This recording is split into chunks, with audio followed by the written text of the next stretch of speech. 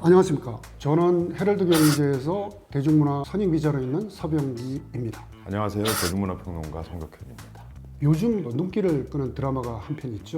KBS2에서 하는 워라그 커튼콜입니다. 커튼콜이. 예, 이 드라마는요, 분단된 중국에서 일산의 아픔을 담고 있는 할머니이죠. 이제 이분의 어떤 마지막 소원을 들어주기 위해서 어떤 가짜 손자가 한 사람이 나타나죠. 네네.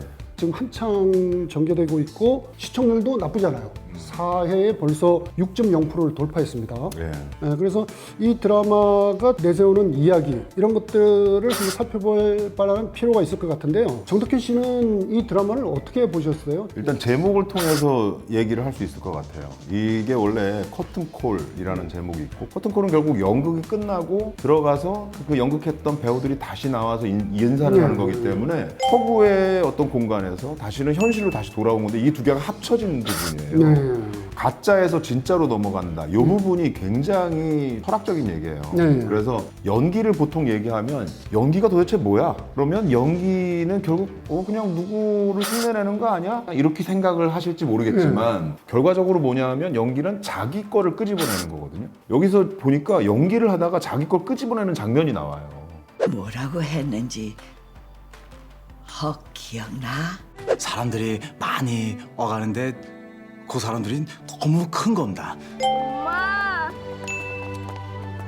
이게 상대방한테 정확하게 먹혀들면서 자금순이 눈물을 흘리잖아요. 그러니까 연기가 성공을 한 거죠. 가짜로 연기를 하지만 이게 진짜가 되는 과정인 거거든요. 어떻게 보면. 저는 그 가짜지만 눈물이 나더라고요. 보니까 말하자면 울컥해지더라고요. 그러니까 그 부분에서 우리가 또 생각해야 될 건 뭐냐면 여기서 연기는 강하늘만 했는가?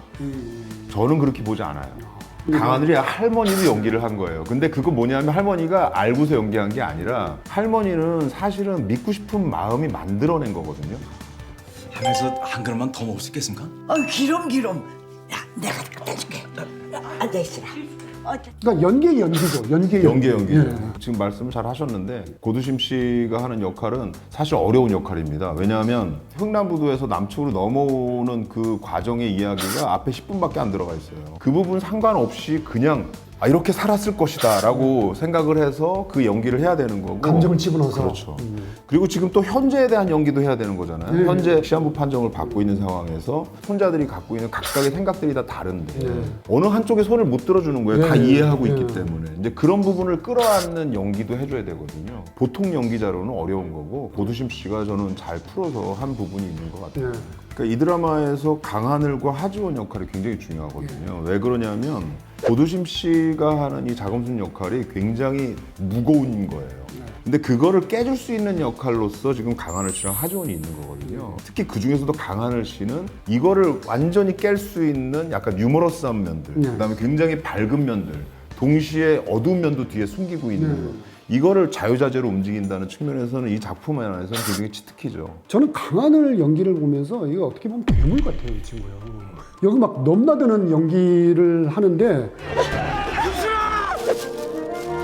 서선민주주의 누나 이번에 이 작품 보니까 하지원 씨는 사실은 이 연기를 안 해도 굉장히 뭔가 밝고 건강한 에너지를 주더라고요. 그래서 그런 면들이 이 작품에서 큰 역할을 해주는 것 같고 권상우 씨는 사실 특별 출연이잖아요. 이 특별 출연이라는 얘기 빼야 돼요, 여기서 사실은. 그래서 이분도 여기서 중간 역할을 하고 나중에 이제 어떤 약간 변신하는 모습 보여줄 것 같거든요. 그 다음에 정지소 씨가 나는 굉장히 기대되는 인물이거든요. 최근에 뭐 방법 같은 작품들 이거 보면서 이미지가 굉장히 독특하다. 근데 여기서는 굉장히 귀여워요.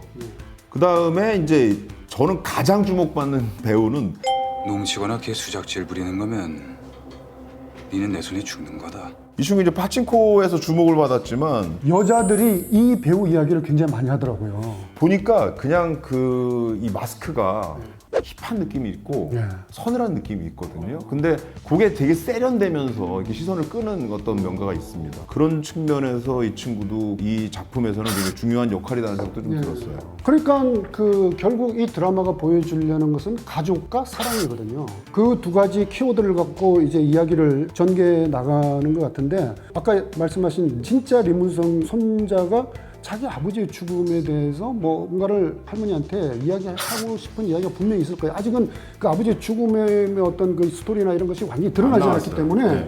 뭐 정확하게 저도 말씀을 드릴 수는 없지만, 그런 부분도 이 드라마가 조금 더 디테일하게 풀면은 굉장히 재미있을 수 있고 또 기존의 드라마와 차별화될 수 있는 부분이라고 생각하거든요. 맞아요.